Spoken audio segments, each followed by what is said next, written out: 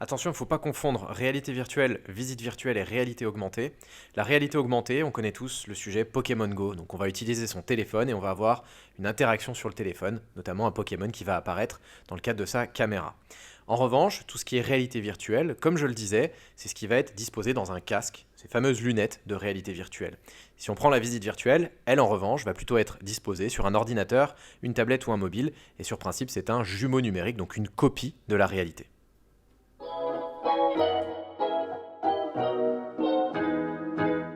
Dans la visite virtuelle et la réalité virtuelle, on va avoir 4 secteurs d'activité qui vont être privilégiés.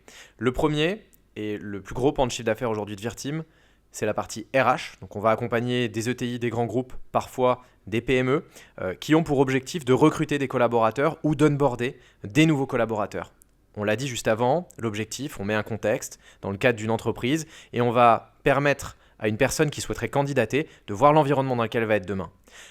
A l'inverse, quelqu'un qui rentrerait dans l'entreprise, elle a besoin de se rendre compte du matériel qui est disponible dans l'entreprise dans laquelle elle va. Elle a besoin de se rendre compte qu'il y a une cantine d'entreprise, etc. et les process. Le deuxième sujet que nous traitons le plus aujourd'hui, c'est la partie industrielle. Et ça, je mettrai 2 pans d'activité. Dans l'industrie, on va avoir la partie marketing, donc créer un jumeau numérique de la chaîne de production pour la valoriser auprès des clients, des prospects ou même des partenaires. Et on va avoir aussi la partie risque avec la notion de QSE, qualité, sécurité, environnement, qui, elle, a pour objectif de former les collaborateurs et de diminuer les risques en entreprise. Troisième pan d'activité, tout ce qui est lié aux écoles, à l'éducation, puisqu'aujourd'hui, avoir un jumeau numérique de l'école dans laquelle on a envie d'envoyer sa candidature ou de passer ses concours, forcément, ça va nous faciliter la vie dans le cadre de rejoindre cette école plutôt qu'une autre. On peut voir côté parents ou encore côté étudiants. Et dernier point, la partie tourisme, qui est assez logique, puisque forcément, la visite virtuelle ou la réalité virtuelle sont des supports qui permettent de faire venir des touristes d'autres pays ou encore même d'autres villes dans une communauté de communes, une office de tourisme ou encore une ville.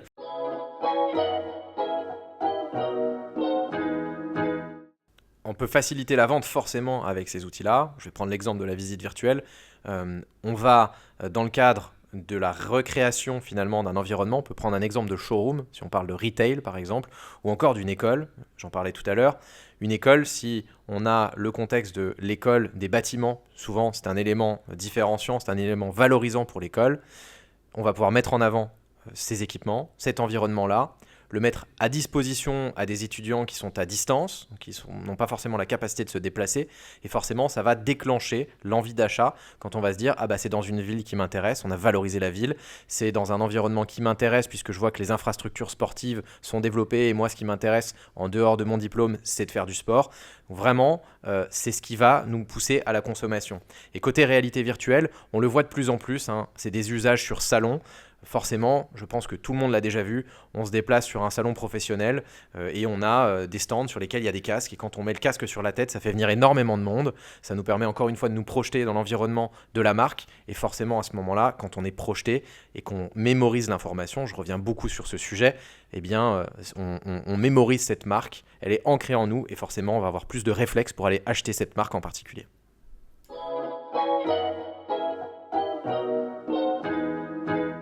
On va voir plusieurs cas, comme je le disais, la partie QSE, qualité, sécurité, environnement, diminuer les risques en mettant des situations en contexte et en donnant de l'information. Je donne un exemple, on a un de nos clients, Eiffage, dans tout ce qui va être construction et bâtiment, qui va avoir des plateformes dans lesquelles, pour former au risque, donner des PDF avec des consignes à ses collaborateurs qu'on appelle des compagnons. Aujourd'hui, ce n'est pas suffisant puisqu'un compagnon, il va lire rapidement le PDF, il va l'oublier très vite et si on a de la chance, il a lu le PDF jusqu'au bout. Nous, on imagine que demain, on reconstruit un équivalent de chantier, soit sur une base de 3D s'il n'y en a pas, soit on vient, on se déplace et on shoot sur une base de photos un chantier existant. On va y intégrer les différentes pages des PDF aux bons endroits dans le contexte. Donc on imagine si par exemple j'ai un bench ou un PTE, je vais pouvoir intégrer les pages qui concernent le bench au bon endroit dans la solution, le PTE au bon endroit, et ça va permettre de mettre un contexte à l'information qu'on va diffuser. Donc déjà, on ne va pas la lire d'un coup, on va la lire partie par partie et surtout contextualiser. Ça va avoir un véritable impact là-dessus. Côté maintenance, on a développé des solutions dans le cadre de l'énergie sur des bâtiments, notamment dans l'électricité, qui sont des bâtiments dans lesquels il y a du matériel de sécurité, du matériel de maintenance, etc. Et des sites comme ça, il y en a parfois des centaines en France qui sont répartis partout. Et on ne sait pas, quand on est technicien et qu'on doit intervenir sur ce site, on n'est pas forcément la personne qui est intervenue la dernière fois. On ne se rappelle plus quel matériel est disponible, est-ce que je dois prendre certains outils et quel est le modèle de tableau électrique par exemple dans ce lieu, à cet endroit-là. Eh bien, grâce à la visite virtuelle, on pourra en amont du déplacement visiter l'environnement, se dire « Ah, il y a tel matériel, ah, c'est tel tableau, je vais me former en amont pour être sûr de pouvoir intervenir sur place », là où normalement, j'aurais simplement basé ma réflexion sur « je pense que ». Donc on va éviter des erreurs, on va éviter des déplacements pour rien.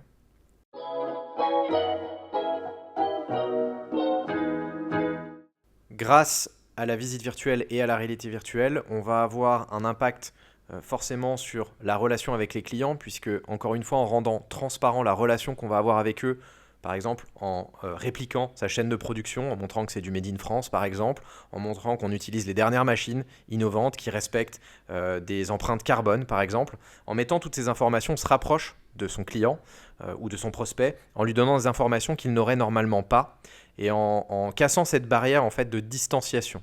On va créer de la proximité, on va essayer d'humaniser la relation. Après, côté collaboration interne, on reprend les cas d'usage dont je parlais tout à l'heure sur l'onboarding.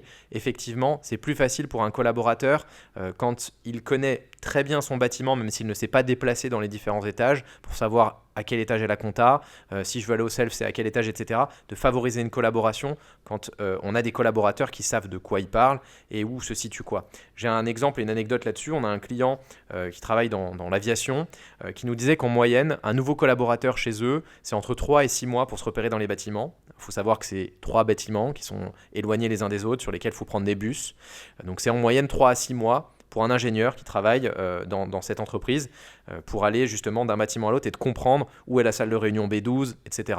Grâce au support de visite virtuelle qu'on a déployé qui permet justement de capter la totalité des bâtiments, avant de devoir se déplacer, il peut faire le cheminement digitalement parlant et arriver au bon endroit sans être stressé de se dire je dois aller à quel endroit, comment ça fonctionne, est-ce que je dois prendre le bus, est-ce que dans cette salle de réunion dans laquelle j'ai ma réunion et ma soutenance, il va y avoir un système qui me permet de brancher directement mon ordinateur en HDMI ou est-ce que je dois prendre un adaptateur. Donc on a diminué le niveau de stress des collaborateurs, on a augmenté la connaissance globale des bâtiments pour qu'ils puissent circuler plus facilement, qu'ils n'arrivent pas en retard à leur réunion et surtout la collaboration entre les collaborateurs est meilleure quand ils arrivent à l'heure sans ce stress que ça peut créer parfois dans des bâtiments qui sont grands.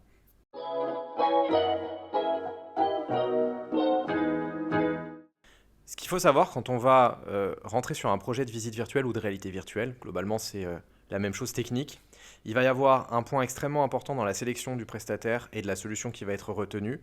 En premier, il faut forcément qu'il y ait un kick-off avec le prestataire pour être sûr que la timeline, la deadline qui est donnée par le client soit respectée et qu'on parte de la deadline maximum et qu'on revienne en arrière avec toutes les phases, toutes les étapes.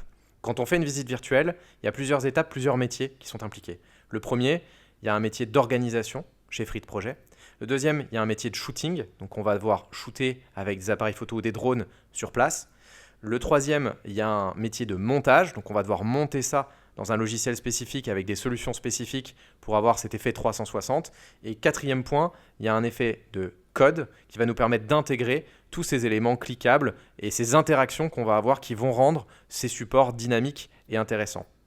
Si je devais récapituler les règles d'or quand on va sélectionner un prestataire, en 1, il faut que le prestataire ait des références sur le sujet et sur le cas d'usage en particulier, parce que chacun des cas d'usage ont des spécificités qui nécessitent une expertise particulière. 2, il faut que la solution qui soit retenue soit une solution qui soit movible dans le temps et surtout qui vous permette d'avoir une vision sur le long terme. Je peux prendre un exemple de solution que nous n'utilisons pas ou très peu aujourd'hui qui est Matterport parce qu'on est bloqué par un logiciel américain et qui nous permet finalement de sortir très peu du cadre que nous imposent les États-Unis et donc d'avoir une solution relativement figée sur laquelle on a peu de vision et de visibilité sur l'avenir. Troisième point, il faut que vous ayez une solution avec un back-office qui vous permette de faire des mises à jour en toute autonomie vous-même pour éviter d'avoir à appeler le prestataire toutes les 5 minutes quand il y a des modifications sur les contenus, sur les boutons d'interaction qui seraient intégrés dans votre visite virtuelle. Et quatrième point, l'idéal c'est d'avoir un prestataire qui est force de proposition dans votre métier, dans vos cas d'usage, pour vous donner des perspectives sur ce vers quoi on pourrait emmener cette solution sur plus ou moins moyen-long terme.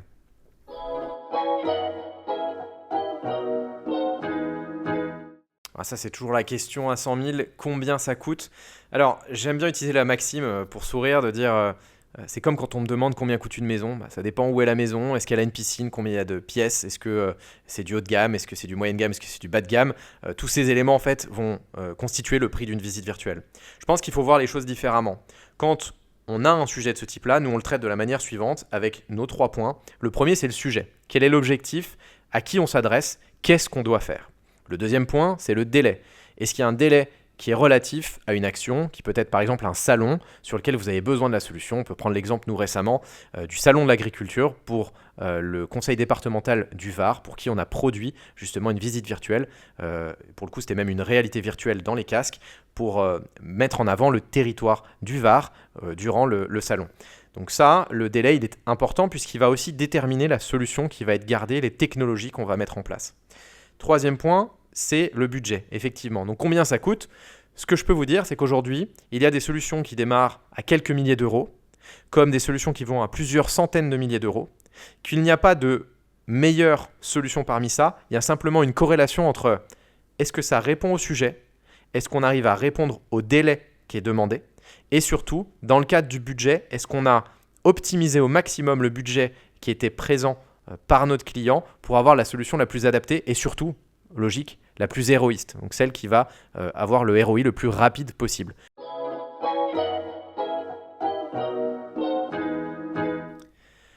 La question qui nous revient le plus régulièrement, c'est effectivement de se dire, si je le mets à disposition de mes collaborateurs, on prend 2 cas d'usage que j'ai mentionnés avant, notamment la partie QSE, puisque c'est pour les collaborateurs et diminuer le nombre de risques, ou encore la partie onboarding, avec une virtualisation des bâtiments. On peut reprendre un exemple aussi, celui de la caisse d'épargne, pour laquelle on a virtualisé les bâtiments, pour objectif d'onboarder les collaborateurs. Pour que ces supports soient adoptés par la plupart de vos collaborateurs, il faut faire déjà une première chose, il faut choisir la bonne technologie. Puisqu'effectivement, si on se dit que la technologie n'est pas responsive ou qu'elle nécessite un téléchargement d'une application, vous pouvez oublier l'adoption. Ça ne marchera pas. On ne doit pas avoir à télécharger quelque chose, ça doit être accessible instantanément. Je clique sur un bouton, je clique sur un lien, ça s'ouvre, ça marche. Ça doit être responsif, bien entendu, c'est obligatoire. Et troisième point, le collaborateur qui clique sur le support doit comprendre instantanément pourquoi ce support a-t-il été fait. Et pour ça, nous, on a une petite astuce. Très souvent, on intègre une personne qui est dans la visite virtuelle, qui vient vous parler. Donc, on l'a shooté au préalable sur fond vert, on l'a recollé par-dessus l'expérience. Et cette personne, généralement, dans les 30 premières secondes de l'expérience, elle va vous parler, vous expliquer à quoi sert cette expérience. Donc, point important, 1, on humanise le concept. On casse un petit peu cette barrière initiale où ça serait non humain puisqu'on est full digital.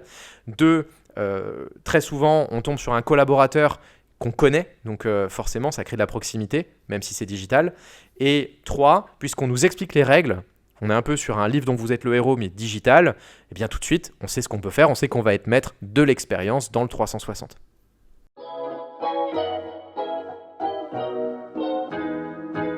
C'est un support qui déjà va être multi-usage, et ça je pense que c'est un point qui est clé, notamment aussi sur les réseaux sociaux. En termes de retour sur investissement, ce qui est important, pour calculer un retour sur investissement, on a besoin de data. Dans toutes les solutions qu'on déploie, il y a un back-office qui vous permet de modifier vous-même vos éléments d'interaction, vos call to action qui sont intégrés dans la solution. Donc si je clique sur un bouton que ça m'ouvre un PDF, j'ai la possibilité en tant que client d'avoir ce back-office et de modifier cette information si je le souhaite. Deuxième point, dans ce back-office, on va avoir tout un dashboard analytics avec toutes les stats. Combien de personnes sont venues, combien de temps ils ont passé, sur quoi ils ont cliqué. Et ça va être un des éléments majeurs pour justifier du retour sur investissement.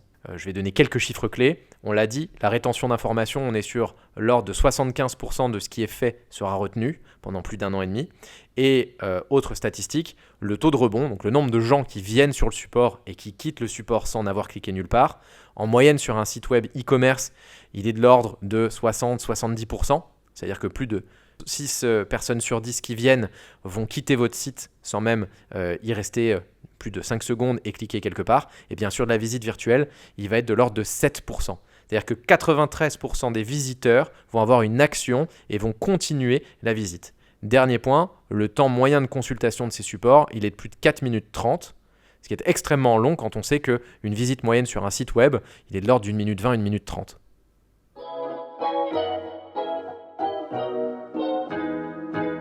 Si j'ai des locaux qui ne sont pas jolis, est-ce qu'une visite virtuelle peut quand même répondre à mon enjeu puisqu'on va virtualiser mon environnement ? Alors je dirais que, il ne faut pas mentir, donc on peut faire des retouches, maintenant des retouches à foison si c'est dans le cadre d'un recrutement et que finalement quand il se déplace physiquement, il voit que ça n'a rien à voir avec ce qu'on a fait, ça a plutôt un effet négatif, donc il ne faut pas mentir. En revanche, on peut améliorer la solution ou alors, et là je peux prendre le cas d'une banque avec laquelle on travaille qui nous a dit on veut virtualiser une agence type. Le problème c'est qu'il n'existe aucune agence type, nos agences sont très différentes les unes des autres. Deux cas de figure, soit on fait toutes les agences, c'était un budget qui était trop important et ça n'avait pas vraiment de sens. Dans le cadre de notre conseil, c'est ce qu'on a dit. Or, on leur a dit on peut shooter une agence et aller shooter les vues des différentes petites agences avec des micro-changements et en faire une agence type. Ce qui faisait qu'on a beaucoup moins shooté que si on avait dû faire toutes les agences. Et à la fin, on a une agence qui est une pure création, mais sur une base de photos réelles, qui nous donne une agence type avec plusieurs éléments.